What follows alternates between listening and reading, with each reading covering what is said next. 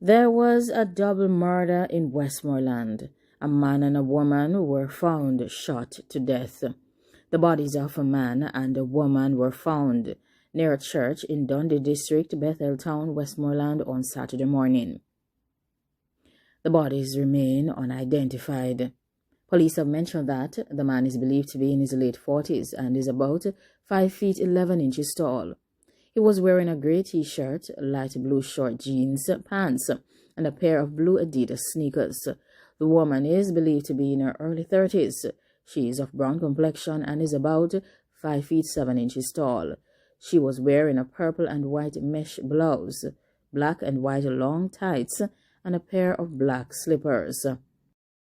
Police have mentioned that residents reported hearing gunshots close to 3 a.m. Residents checked close to 6:30 a.m. and found the two bodies. The man's body was found lying down with a wound to the head. His hands were bound with black electrical cord. The woman's body, which was in a kneeling position, had what appeared to be a gunshot wound to her head as well. Police said that a burnt 2011 brown Toyota Probox motor vehicle was also found near the church. The bodies were removed following initial investigations. The police in Hanover are searching for two men who robbed $250,000 plus several iron liquor from a mini-mart in Orange Bay, Hanover on Friday. The men reportedly pulled guns on the woman who was operating the small business before robbing her. One policeman was grateful that the businesswoman, who was the only person in the establishment at the time of the robbery, was not hurt by the men. According to reports, close to 11:40 a.m., the woman was at the mini-mart when two men entered the establishment. The men displayed their firearms and robbed her of $250,000 and a bottle each of Bel Air, JB Rum, and Bailey's Irish Cream. Police said that the men made their escape on a motorcycle.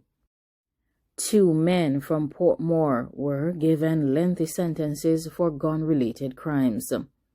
While lawmakers were busy deliberating over proposed changes to the Firearms Act, which could see offenders convicted of illegal possession of a firearm facing a mandatory minimum sentence of 15 years behind bars, the gun court has been busy handling a matter, and they handed down two telling sentences aimed at curbing gun violence and murders.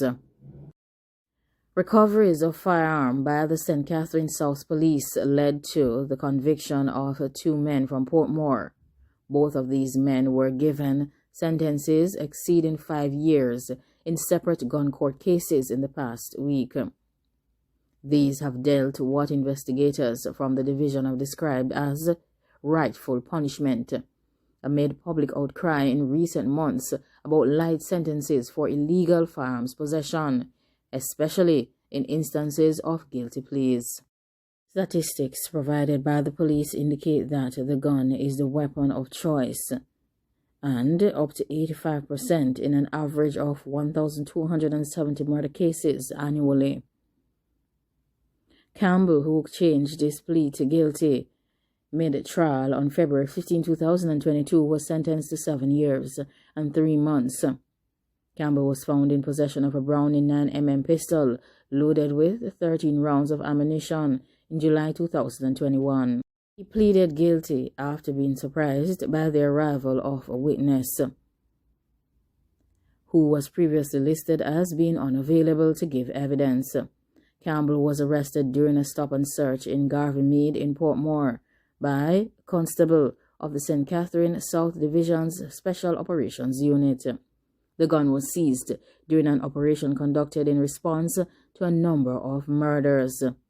In another matter, a resident of Greater Portmore known as Pusey was sentenced to 6 years and 6 months for being in possession of a Beretta pistol, as well as given 3 years and 2 months for 16 rounds of ammunition recovered from the weapon.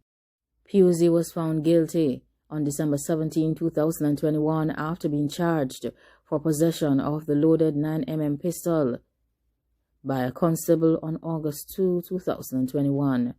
Pusey admitted during trial that he was searched and the gun was found, but claimed that he did not know that the waste bag contained the pistol.